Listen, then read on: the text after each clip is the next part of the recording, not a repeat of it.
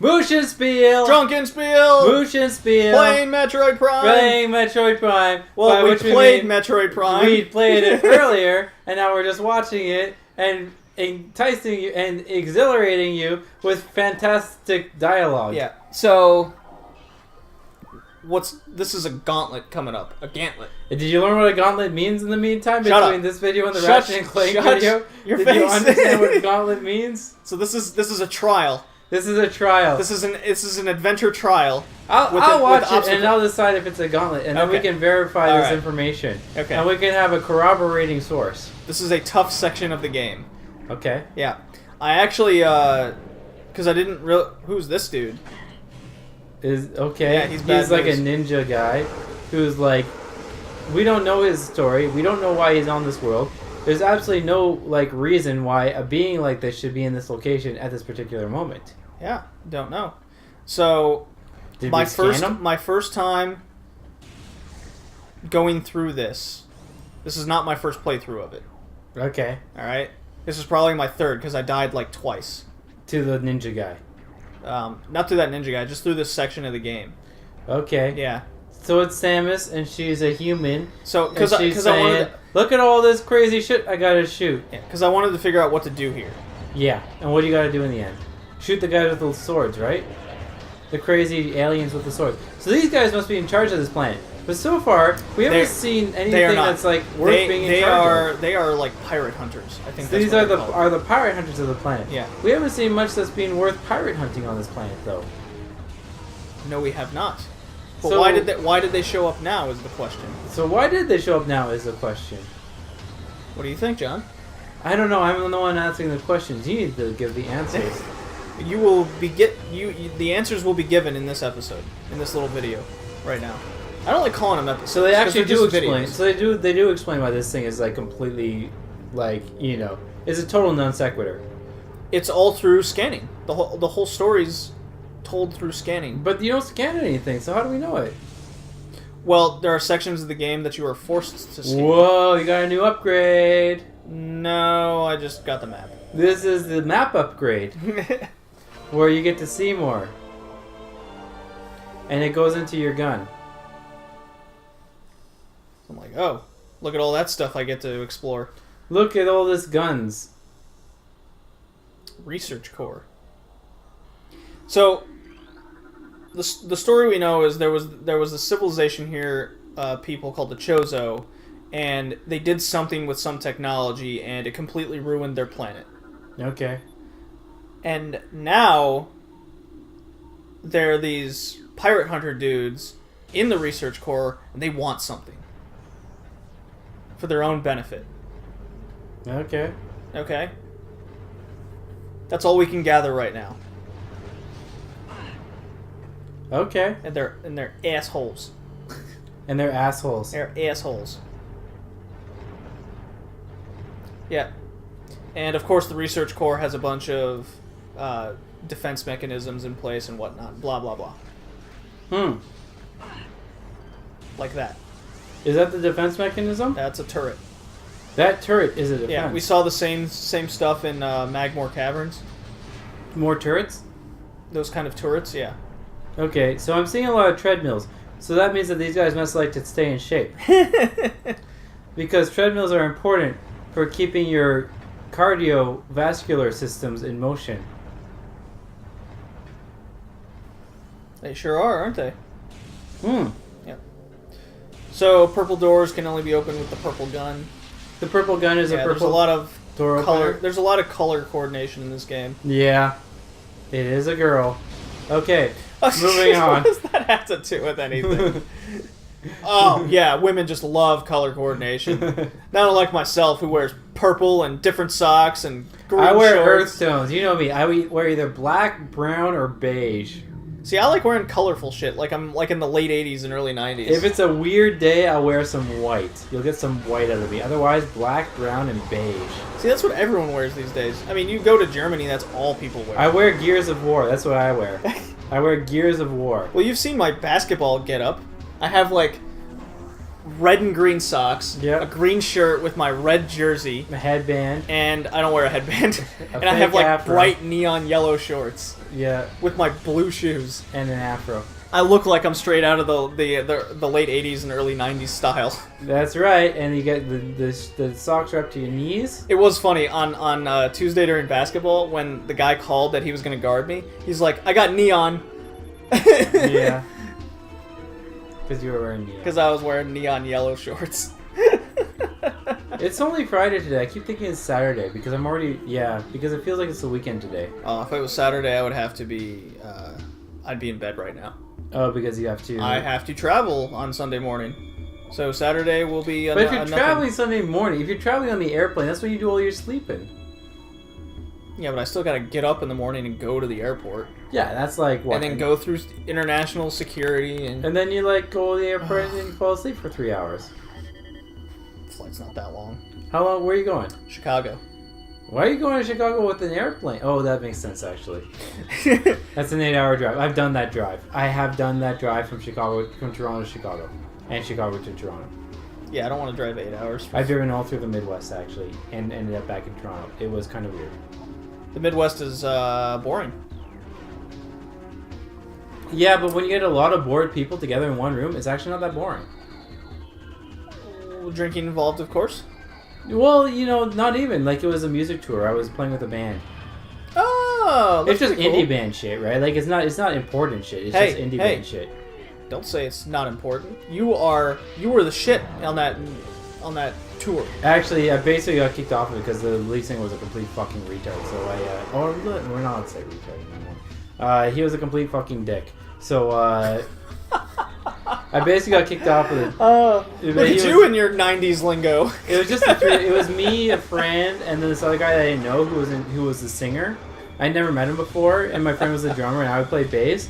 And this guy was just fucking out of his mind.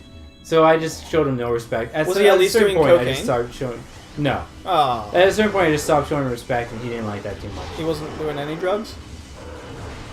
No. That's what leads to good singing and bands breaking up is drugs. Well, that's not really true. Yeah, that's what I read on the internet, and everything's true. Well, that's maybe the '90s ideas when people like fucking died of heroin doses every fucking weekend. Like the major just the number of actual like successful musicians who died of heroin doses is insane in the '90s. You got the Sublime guy, the Gin Blossoms guy. I knew about the Sublime guy. You got Sublime the guy. Alice in Chains people, the Red Hot Chili Peppers. You got really? Yeah, their guitarist died that. of heroin. The lead singer and the guitarist and John Frusciante almost died of heroin too. Oh God. Yeah, they almost all died of heroin. Oh my God. Lead singer cleaned up. John Frusciante barely cleaned up. He was so close to dead. He quit the Chili Peppers in '91 just to do drugs. So what's happening now is we're learning that the space pirates are looking for Metroids. They're looking for... What's a Metroid? Oh. Isn't that a video game? Yes. So the space pirates are looking for the video game... How drunk are you? ...that you're playing. This is getting quite meta. So they're looking for the video game so that they can play the video game themselves and then they can kill you.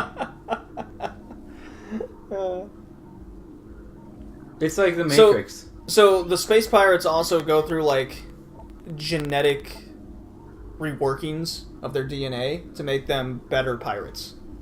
That's what I've gathered. They go through to make them better pirates. Yeah. Like Okay. how perfect, how much of a perfect being can they possibly be? I thought pirates were just supposed to like sail around, drink a lot, and then just like rape women and shit. Well, these are space pirates. Okay. Yeah. So they fly around, drink a lot, and rape women and shit. Well, they also plunder. You can't forget about plunder. Plunder is the gold part, right? Where you pay for everything? No, plunder is when you raid a town and take all of its wealth. Yeah, the gold part where you pay for everything. Yeah, so this part's actually confusing. Where the fuck do you go? The plain truth is that actually some of the most successful pirates that ever lived were women. The most successful pirate captains that ever lived were actually women. And they were Irish, actually. Such as? Annie. Who was that? I gotta look it up. Oh. I mean, the most successful pirates were men, like Blackbeard and a few other people. Were you going to say Bluebeard? No. I was going to say Blackbeard and a few other ones. Not Captain Morgan. Forget about Captain Morgan. Captain Morgan was a badass. Jean Lafitte is my favorite. According to like the fucking like but you know who the real badasses were the privateers, the ones who were hired to stop the pirates because they were basically pirates on their own, but they were just legitimate pirates. Well, Jean Lafitte and he's my favorite pirate to research. The fact that I lived in Lafayette for 3 years, so that was kind of part of it. I was like, oh wow, this guy literally had all of the swampland at one point. Yeah, see, that's a pretty badass dude. And like if you know anything about like history pre-modern or like before the modern age, I mean before the world wars, you know that a woman's greatest chance towards luck and wealth and all that stuff is to marry a rich old guy and then hope he dies pretty soon and then you get control of his wealth, which is what a lot of women actually did. Not a lot, but a fair amount of women actually did. They married some rich old guy, he died, and they got to rule his fucking fortune for the rest of their lives. The Anna Nicole Smith strategy. The Anna Nicole Smith strategy. Of course, she died pretty fucking early on, too. So that kind of backfired on her. Yeah, the hard drugs didn't really help out that situation. Being a complete fucking tool didn't help out that situation. But there were actually a great number of pirates who were women who had a vast amount of wealth and basically... Well, yeah, they controlled Nassau. There was one in particular that controlled Nassau. There you have and it. She controlled the wealth distribution and trading supplies of all the plunder the pirates would bring back to Nassau. Because you think about what kind of person is going to be a pirate, right? You think about it. It's going to be a person with a ton of money who can afford a whole bunch of ships. Well, that's not a lot to lose. That's right? who this person was. It's somebody without a lot to lose, right? Somebody who doesn't have like serious political ties. It's like I think you would really like the show Black Sails. Is that a good show? It is an excellent show, and it's all about pirates and kind of a spin on the history of Nassau. And it's like semi-historical, right? Yes. Okay, it's like historical in the sense that Marco Polo was historical. Right. That show. Because I started watching the Marco Polo show, and I was like, this is fucking cheesy as fuck. This isn't cheesy, though. This is a legit pirate show, and it's awesome. That's good. Because, we got slowly closer and closer to having, legit history shows that are entertaining. Right? Like Vikings, and then it just kind of went left field. Like, what the fuck happened to Vikings? It's like, oh my god. Those first 2 seasons were so awesome, and then it's just... I got halfway through the second season, I was like, this is starting to get really shit. Yeah, and then that 3rd season started, you're like, what happened? As soon as Gabriel Byrne died, I was like, okay, they're not going to come up with a better story arc than this. I should stop watching right now. But I kept on watching, and it never got better. And it was like... Yeah. They couldn't just go the Doctor Who route and kill him and then bring someone else in. Yeah, I don't know. It's just their story, screenwriters, I guess they just depend on their tropes. I mean, you see it in anime all the time.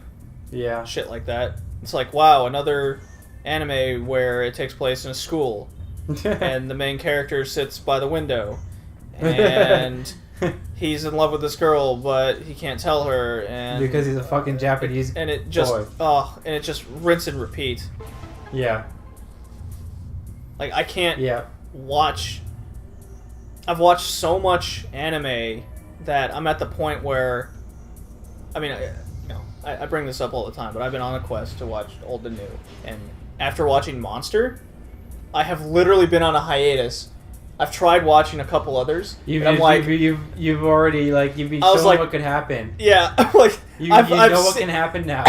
I know what the media is capable of, and everything I watch right now where I've attempted, I'm like, this isn't anything. So why the hell they build a machine like this that is supposed to be activated by using 4 Samus balls? I have actually asked that question throughout playing. I'm like, everything on this world. Depends on having these specific suit upgrades. Yeah. And how is my suit automatically compatible with all this? And how do the fucking pirates not have any of this shit? I would love an explanation behind that. I wonder if that's an explanation in the first Metroid game, which I haven't played. I'm pretty sure they're just not going to explain it. That's just formations. Bizarre to me. Yeah. Because I'm pretty sure there's not going to be much of an explanation. But you know what? I love when video game writers and designers and stuff actually do find a way to explain really bizarre video game tropes. Like in Assassin's Creed, when they actually were able to explain save games. Save games are a really strange thing to fit into a narrative, a video game narrative, right? They actually did quite well with Assassin's Creed. Didn't they say... You're supposed to be reclaiming the memories of an ancestor, right? Right. So it's like if you fucked up, they're like, well, no, it didn't actually happen like that. You got to remember better. Well, my favorite... Yeah, I do remember that. I thought it was like, that's not the right memory, and it kind of freaks out. That's why it disconnects you from the device you're in. Yeah, that's right. And you die because it was like, well, no, you actually did the wrong memory, so you got to try it again and get the right memory this time. The Artemis thing? Something like that. Well, did you ever play the Prince of Persia game on the PS2? Yeah, I hated it. Oh, that's a shame. I really liked how the concept of rewinding time, and so like your character's about to die, right? Right. And you rewind time to fix it because you're not supposed to die. But then if you actually do die, the main character comes off a narrator because he's like telling a story, and he goes, "No, that didn't happen." Oh yeah. You're back to life. That's kind of cool. So I really do appreciate when they actually find some way to make those very common video game conveniences actually make sense with the narrative. Save point. Well, that's it for this one. That's it for this one. Next one. I actually want to go to a club.